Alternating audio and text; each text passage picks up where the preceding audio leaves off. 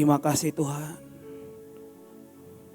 Bahkan di musim yang paling ekstrim, kami percaya anugerah-Mu Tuhan ada buat setiap kami.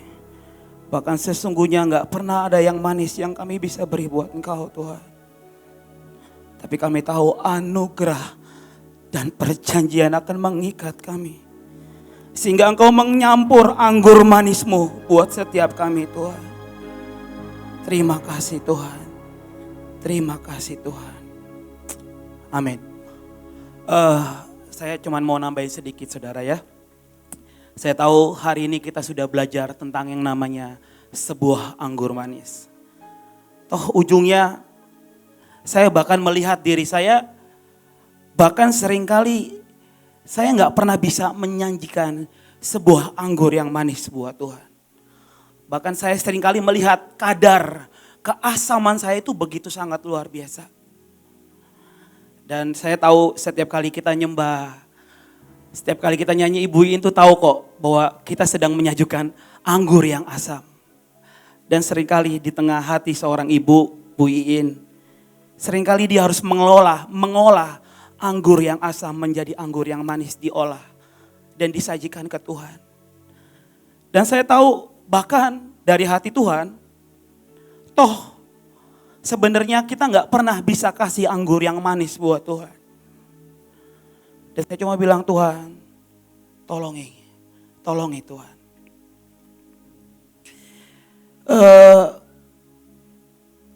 Karena gini, bagaimanapun dari sisi Tuhan, dari pribadi Tuhan, Dia ingin bersautan dengan anggur yang kita beri buat Tuhan. Cuma masalahnya seringkali kadar keasaman kita itu terlalu tinggi. Bahkan dari sisi Tuhan, Dia memberikan anugerah dan perkenanannya buat setiap kita. Saya belajar saudara, tahun ini adalah tahun di mana semua perkataan, semua cinta kita itu sangat ditentukan. Makanya di tahun 5782 atau tahun Pehbet, di mana segala sesuatu itu ditentukan sekali saudara. Semua perkataan, bahkan mulut kita untuk menciptakan segala sesuatu.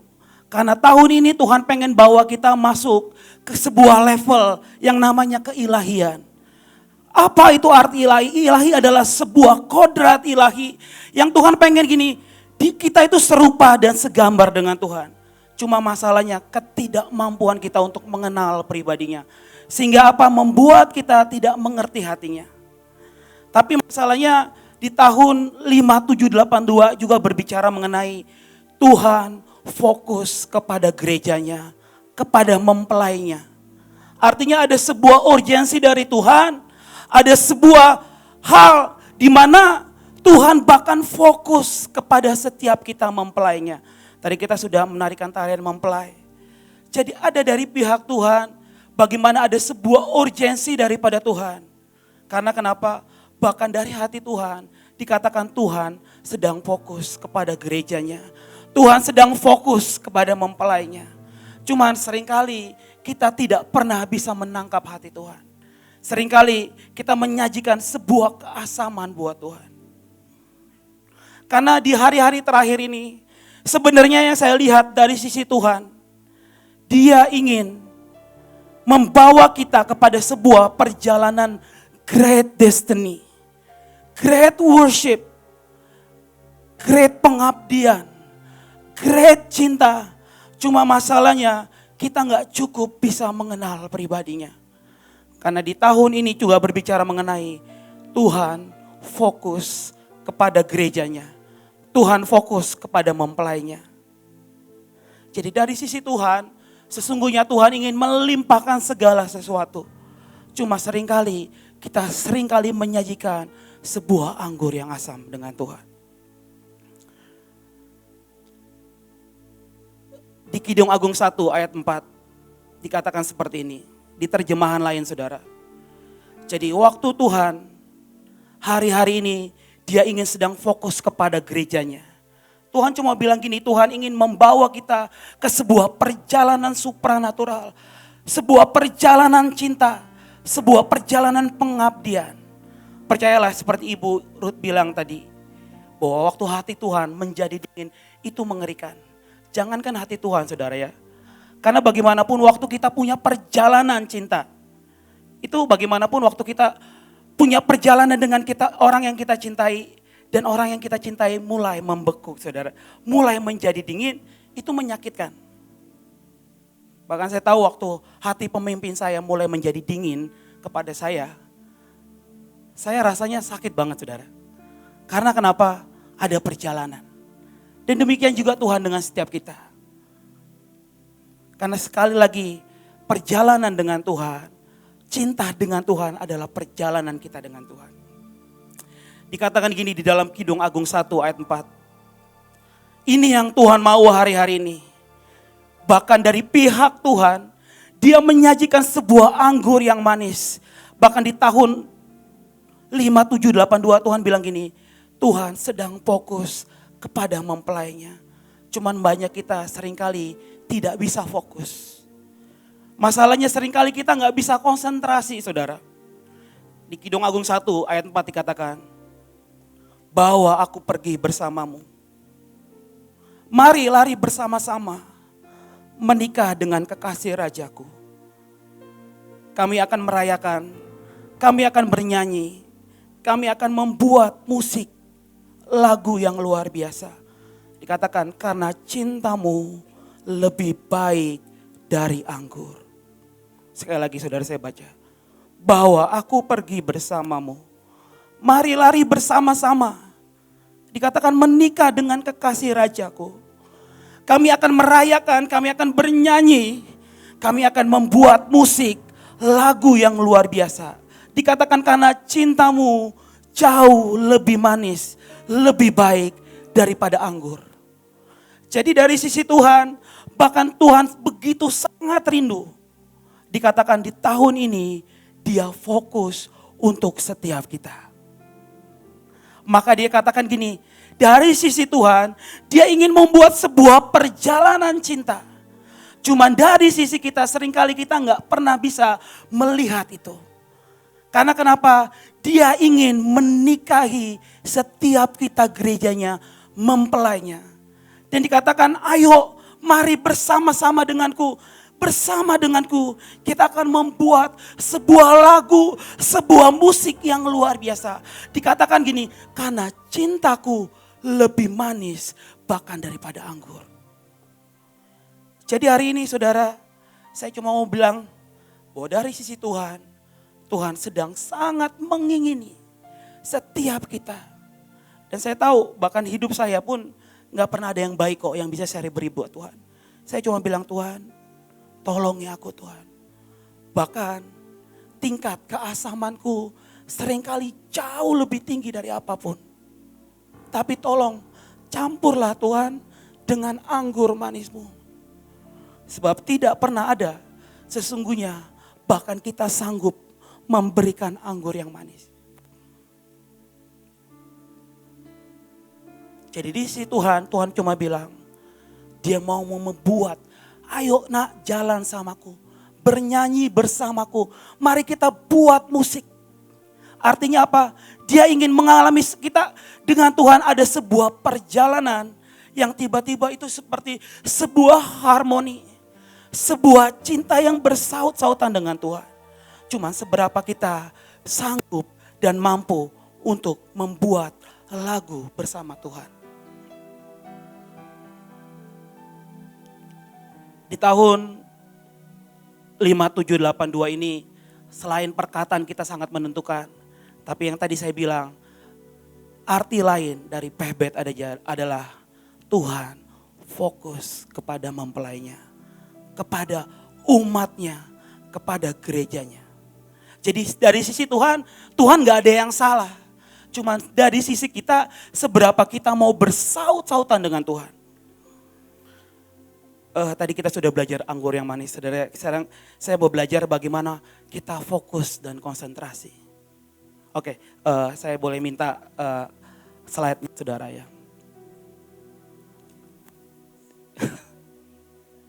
Ya saudara tahu ya, luar biasa penyembah kita Maaf kalau saya pakai fotonya. Nah, dari sisi Tuhan dia fokus, tapi dari sisi kita seringkali kita nggak bisa konsentrasi. Konsentrasi yang saya anggap ini adalah seberapa hati kita mengingini Tuhan.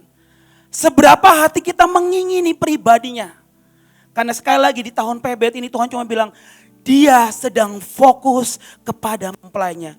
Cuman bagian dari setiap kita adalah konsentrasi. Berkonsentrasi. Oke, di dalam Wahyu 2 ayat 11 dikatakan, siapa bertelinga, hendaklah ia mendengarkan apa yang dikatakan Roh kepada jemaat-jemaatnya. Dikatakan di terjemahan lain, siapa bertelinga, hendaklah ia mendengar dan memperhatikan, konsentrasi apa yang dikatakan Roh kepada gereja-gereja. Dikatakan kepada gereja-gereja. Jadi ayat ini bahkan disampaikan kepada 7 jemaat. Sama ayatnya, siapa bertelinga hendaklah ia mendengar apa yang dikatakan Roh kepada jemaat. Ayat ini disampaikan di 7 jemaat. Bagaimanapun ayat ini ada di Wahyu. Wahyu itu berbicara tentang apa? Tentang masa akhir, tentang kedatangan Tuhan, tentang Tuhan ingin sekali menikahi mempelainya, gerejanya. Sehingga ada sebuah urgensi daripada Tuhan. Cuman masalahnya, sanggupkah kita? Karena kenapa? Tahun ini Tuhan sedang fokus kepada kita. Cuma kita bisa gak konsentrasi dengan Tuhan. Saya mau kesaksian saudara sedikit ya. Bagaimana tentang yang namanya fokus dan konsentrasi. Seringkali pemimpin saya akan fokus kepada apa yang dia lihat dalam hidup saya. Tapi masalahnya ketidakmampuan saya untuk menyerap dan konsentrasi sehingga membuat sebuah jarak. Sehingga membuat sebuah pesan yang terputus. Hari itu, saya tahu saya mau kesaksian sedikit saudara. Hari itu belum lama saudara ya. Anak saya itu lagi sakit saudara ya. Sakitnya lumayan, artinya dia beberapa hari gak bisa makan. Ya, dia beberapa hari gak bisa makan, semua makanan yang dimakan, minuman yang dia minum itu pasti muntah. Dan dia itu juga mencret-mencret, jadi saya tahu cairan di tubuhnya itu udah berkurang banyak. Bayangin dari waktu saya lihat agak gemukan, tiba-tiba drastis langsung kurus. Saya lihat tulangnya mulai kelihatan, terus pipinya udah mulai agak kempes gitu ya, sangat kurus. Bagaimanapun saya hati bapak saya sebagai seorang bapak itu kasihan gitu. Apalagi saya bagaimanapun punya perjalanan dengan anak ini ya saudara ya. Bagaimana anak ini saya tahu anak yang luar biasa, bahkan tanggal lahirnya, bulan lahirnya itu dinubuatkan oleh ibu. Dan itu tepat, tidak meleset sedikit pun. Buat saya Tuhan, ini saya ajaib gitu ya. Anak saya tanggal lahirnya udah ditentuin. Buat saya jadi Tuhan, saya udah tahu saya gak bisa kemana-mana Tuhan. Saya tahu ya. Dan waktu anak saya lihat sangat begitu kurus. Dan saya mulai coba izin kepada pemimpin saya. Ya saudara tahu ya pemimpin saya saudara ya. Saya usah ngomongin lah ya. Saudara yang tadi khotbah. Buat saya pribadi gini. Dia tahu dia sedang fokus kepada hidup saya. Dia sedang fokus kepada anak saya. Cuman masalahnya ketidakmampuan saya untuk konsentrasi. Sehingga membuat sebuah pesan itu terputus. Jadi dia bilang gini, jadi waktu kemarin itu sebenarnya saya pelayanan saudara, saya ngisi cawan. Ya, cuman masalah saya lihat anak saya, udah itu gak ada yang jagain, udah itu anak saya maunya dipeluk dan digendong sama saya. Itu masalahnya. Dia gak mau ke siapapun, bahkan ke mamanya aja dia gak mau saudara. Padahal mamanya yang kasih makan, mamanya yang nyusul, tapi dia punya perjalanan, itu gak bisa dibohongin, batinnya sangat kuat dengan saya. Ketimbang mamanya. Saya bukan mengecilkan mamanya ya, tapi boleh tanya mamanya, saya sedang tidak bohong. Ya. Betul ya. Coba lihat, dia setiap kali saya main di sini maka dia akan lari nangis untuk dia ada di di mesbah ini. Dan pemimpin saya bilang gini, hidupnya di mesbah. Cuman ketidaksanggupan saya untuk konsentrasi membuat saya kehilangan sebuah pesan.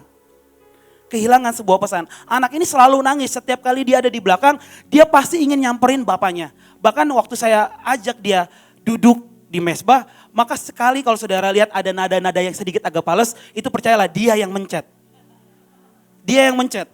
Dia sering kali mencet ya, saya lihat. Nah, tiba-tiba waktu saya lihat anak saya begitu sangat kurus, tidak bisa makan, muntah dan segala macam.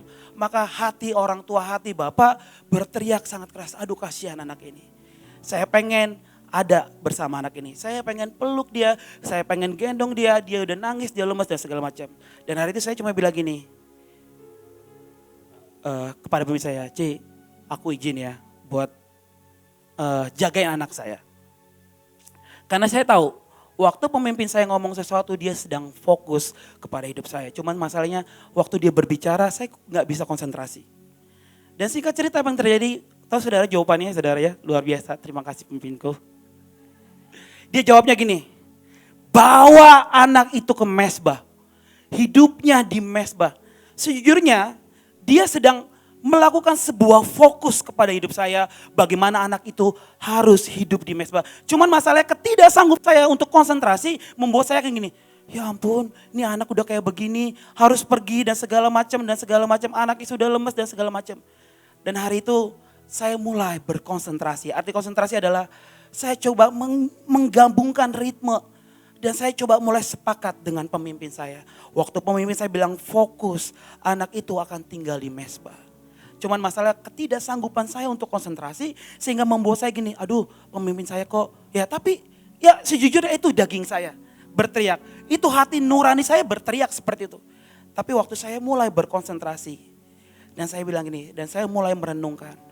Aku tahu Tuhan anak ini hidup di mesbah. Dan hari itu di tengah dia lemas, dia di tengah udah sakitnya begitu sangat luar biasa. Saya membawa anak ini dan saya biarkan dia ada di mesbah. Dan ajaibnya saudara, 1,5 jam dia duduk tidak berkutik sama sekali. Dia diam dan menikmati di tengah kesakitannya. Artinya apa? Waktu umat Tuhan, waktu Tuhan fokus kepada gerejanya, mempelainya, ada enggak hati kita konsentrasi? Artinya seberapa hati ini mengingini Tuhan, seberapa hati ini mengingini pribadinya. Cuman masalahnya kita enggak bisa konsentrasi sehingga membuat sebuah pesan, sebuah fokus daripada Tuhan terputus. Ya, jadi dari sisi Tuhan, Tuhan ingin sekali membawa mempelainya kepada sebuah great perjalanan. Cuman masalahnya ketidakmampuan kita. Dan saya percaya anugerahnya yang akan membawa kita sampai kepada apa yang Tuhan mau. Oke, slide-nya, tolong slide-nya. Ya, hari ini Tuhan cuman mau. Hari-hari ini waktu Tuhan bilang berikan sebuah rasa. Saya kutip sebuah ayat yang Ibu In kasih dan saya baca dan luar biasa di dalam Matius 5 ayat 13. Di dalam terjemahan dikatakan gini, kata Yesus, biar aku memberitahu untuk apa engkau ada menjadi garam yang memberi rasa Tuhan di bumi ini. Jika engkau kehilangan keasinanmu, bagaimana orang mengecap keilahian, engkau telah kehilangan kegunaan dan engkau akan berakhir di tempat sampah. Dan saya percaya ini yang Tuhan mau. Seberapa kita memberikan rasa keilahian. Seberapa kita menjadi garam yang memberikan rasa Tuhan. Karena sekali lagi di tahun ini mulut kita, bibir kita berbicara sangat luar biasa. Karena kenapa? Ini tahun penciptaan. Tuhan bilang ini tahun penciptaan. Mari mempelaiku dikatakan jalan bersamaku. Ayo kita buat musik. Ayo kita buat lagu yang luar biasa. Satu lagi saudara kesaksian. Bagaimana saya tidak fokus. Bagaimana gak fokus sehingga tidak bisa berkonsentrasi. Satu hari saya pelayanan ke Semarang saudara ya. Dengan pemimpin saya sekali lagi ya. Ya luar biasa, terima kasih ya. Saudara percayalah kalau sampai Tuhan itu dingin terhadap kita. Itu gak enak, jangankan Tuhan, pemimpin kita dingin sama kita aja, aduh rasanya Tuhan, tolong Tuhan. Itu gak enak. Ya, satu hari saya pergi ke Semarang saudara ya. Saudara tahu ya di Semarang kita pelayanan, hari itu saya pergi dengan Ibu Ruth, Bapak Brojil, dan Kak Olvi ya. Hari itu kita pelayanan ke Semarang dan saudara tahu bagaimanapun Semarang itu punya kenangan ya saudara, sotonya ya saudara ya. Jadi hari itu sotonya itu punya kenangan yang luar biasa. Ya selain perjanjian dengan Tuhan pastinya ya. Tapi soto itu punya kenangan sehingga Akhirnya terjadi sebuah pembicaraan di soto dan kita menikmati sotonya sangat luar biasa.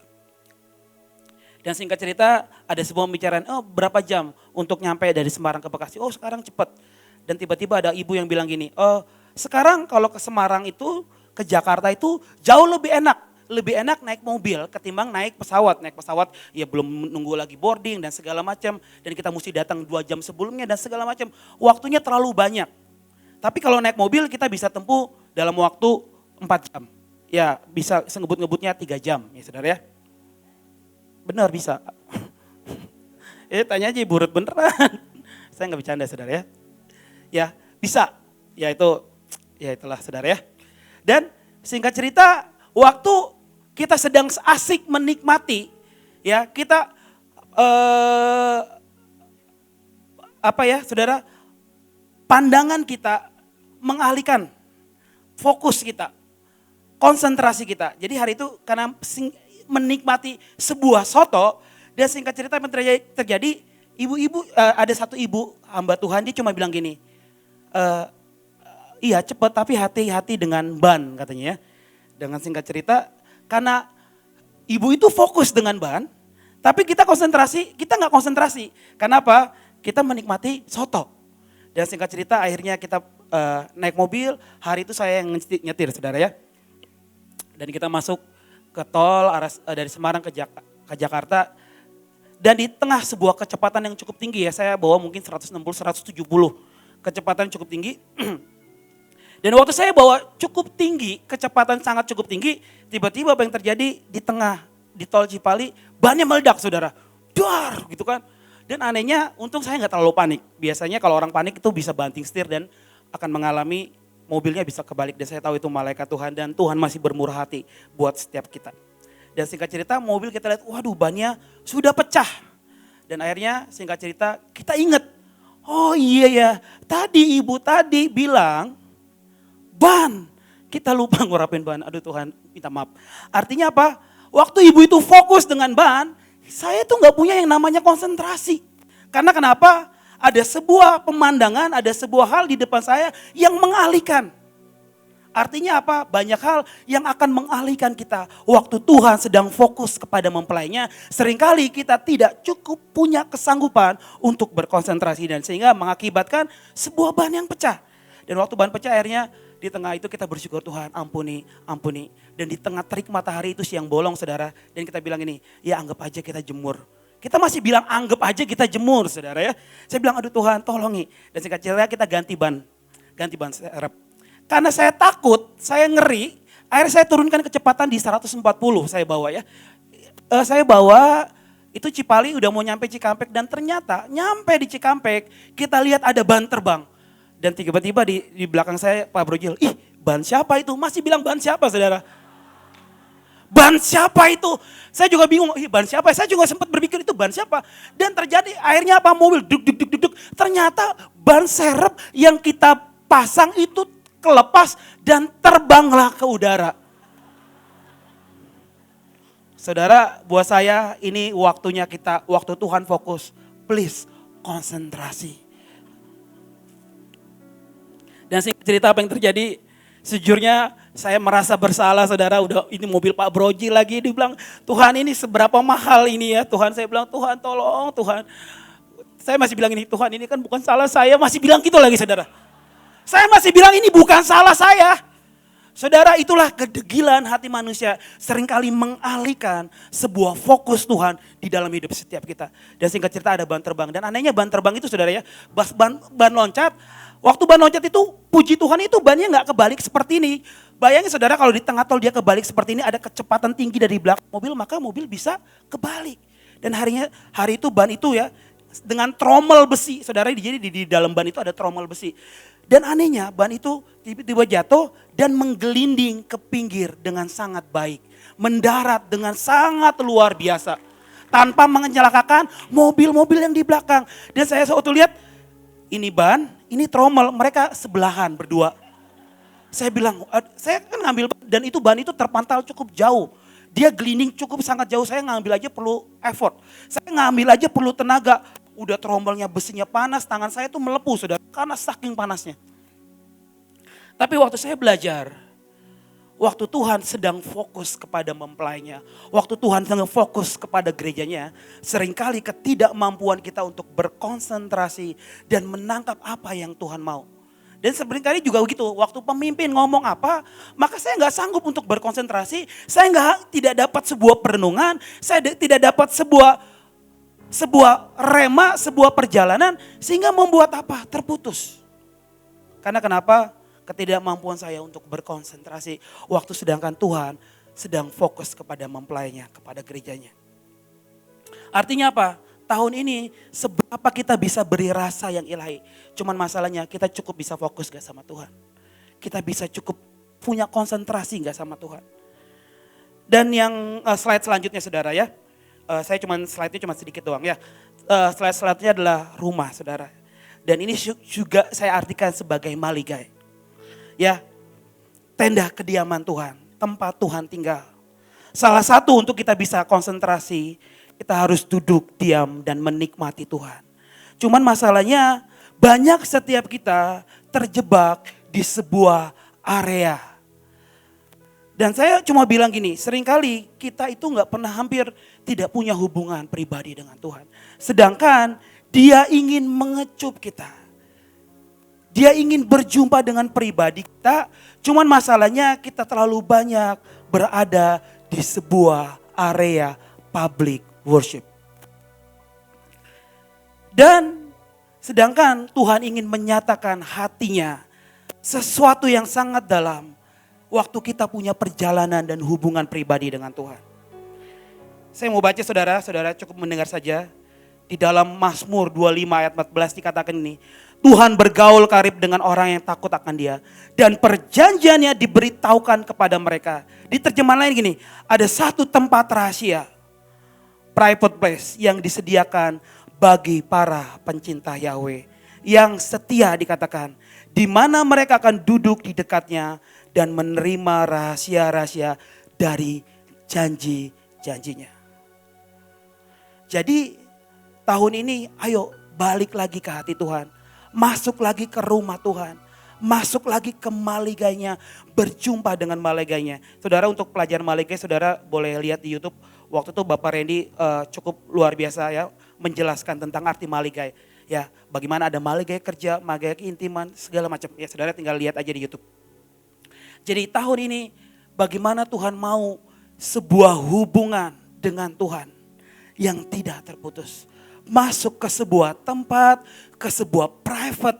Artinya apa? Dia Tuhan yang akan memberikan rahasia-rahasia dan janji-janjinya. Karena kenapa? Ada sebuah ayat.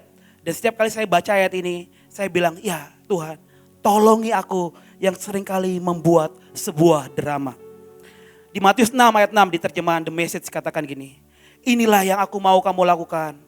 Carilah tempat yang sunyi dan terpencil, sehingga kamu tidak akan tergoda untuk bermain drama di hadapan Tuhan. Berada di sana dengan dirimu yang sesederhana dan sejujur mungkin. Fokusmu akan mulai berpindah dari yang awalnya tentang dirimu menjadi tentang Tuhan. Dan kamu akan mulai merasakan anugerahnya.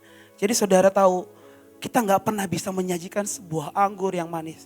Cuma Tuhan bilang gini, engkau akan merasakan anugerahnya. Engkau akan merasakan anugerahnya. Karena sejujurnya anugerahnya dan belas kasihannya yang akan membawa kita terus ada di maligai dan di ruangan itu. Amin. Karena sejujurnya kita gak pernah bisa kok. Kita gak pernah bisa. Tapi saya tahu anugerahnya memampukan setiap kita. Oke, yang terakhir saudara, slide yang terakhir. Ya. Seringkali kita selalu banyak memikirkan sebuah perkara-perkara di bumi. Sebuah perkara-perkara yang membuat kita akhirnya terhenti. Dan saya juga ngalamin saudara ya, bagaimanapun saya itu orang yang seringkali memikirkan perkara-perkara di bumi. Bagaimana keluarga dan segala macam perjalanan segala macam ya. Ya, bahkan untuk kadang kalau udah pulang kerja aja seringkali ya saya lihat aduh istri saya sudah berubah, gak seperti dulu gitu ya saudara ya. Udah gak beda, kalau dulu kayaknya kan dia dandan gitu ya. Kalau sekarang udah enggak ya, dia jujur apa adanya ya sekarang ya saudara ya. Ya, dia sangat jujur, saking jujurnya itu menyebalkan hati saya saudara ya. Ya, dia jujur apa adanya dan jujurnya itu udah enggak 50% lagi, udah 100% saudara ya. Dan sejujurnya akhirnya saya memikirkan perkara-perkara itu sehingga mengalihkan perhatian saya ke Tuhan. Saya sibuk dengan istri yang bagaimana harus dandan. Maafkan saya Bu ya. Saya sibuk dengan istri yang bagaimana harus nice. Bagaimana istri yang harus ya gitu ya. Dan hari ini malah kebalik saudara, malah suaminya yang sekarang melayani istrinya gitu ya. Beneran saudara, saya gak bercanda ya. Jadi saya rasa saya juga mungkin sama kayak Ibu Ruth, saya gak pernah bisa menjanjikan keluarga yang bagus. Dan ujungnya saya juga gak bisa korban tentang keluarga. Karena apa? Yang saya cari tentang sebuah kebahagiaan, toh saya gak pernah nemuin. Ya. Jadi seringkali akan banyak hal mengganggu pandangan kita ke Tuhan. Karena kenapa? Seringkali kita cuma memikirkan perkara-perkara yang dunia. Sedangkan yang Tuhan mau dari sisi Tuhan, dia sedang fokus ke sebuah masa di mana kita menjadi orang yang ilahi. Kita menjadi orang-orang yang supernatural. Cuman masalahnya kita terlalu banyak fokus kepada hal-hal yang dunia. Kita bahkan seringkali kita mencintai pelayanan lebih daripada mencintai Tuhan. Kita lebih baik mencintai nama baik lebih daripada mencintai Tuhan. Dan saya cuma bilang saudara, firman Tuhan di dalam Kolose 3 ayat 2 dikatakan, pikirkanlah perkara yang di atas, bukan yang di bumi. Dan dikatakan fokus kepada hal-hal yang di atas, hal-hal yang surgawi. Dan hari ini Tuhan cuma bilang bahwa dari sisinya dia ingin membangkitkan sebuah pasukan para mempelainya. Cuman dari sisi kita bisa gak kita konsentrasi? Kita bisa gak konsentrasi dengan Tuhan? Dan saya percaya itulah yang memampukan kita. Anugerahnya yang memampukan setiap kita. Ya, mari kita berdoa. Terima kasih Tuhan. Tuhan, biar kami memilih hati-Mu Tuhan. Biar kami memilih tempat yang mungkin banyak orang tidak terlalu menyukai itu Tuhan. Tuhan, sebab kami tahu, sebab aku tahu di tempat terdalamlah Engkau membukakan rahasia-rahasiamu Tuhan. Dan janji-janjimu. Bahkan di tempat yang sangat dalam. Engkau menganugerahi. Engkau membiarkan orang-orang yang seperti kami ini Tuhan. Bahkan seringkali kami gak pernah bisa menyajikan. Bahkan anggur yang manis Tuhan gak pernah bisa Tuhan. Tapi aku tahu sebuah anugerah. Sebuah belas kasihan dari hatimu. Yang membuat kami mengerti bahwa kami dicintai, kami dikasihi, bahkan kami diingini oleh pribadi-Mu. Maka Engkau fokus kepada setiap kami orang-orang yang seperti ini. Tolongi kami Tuhan, tolongi kami Tuhan. Kami percaya kami akan hidup dan berjalan bersama dengan-Mu. Terima kasih Tuhan.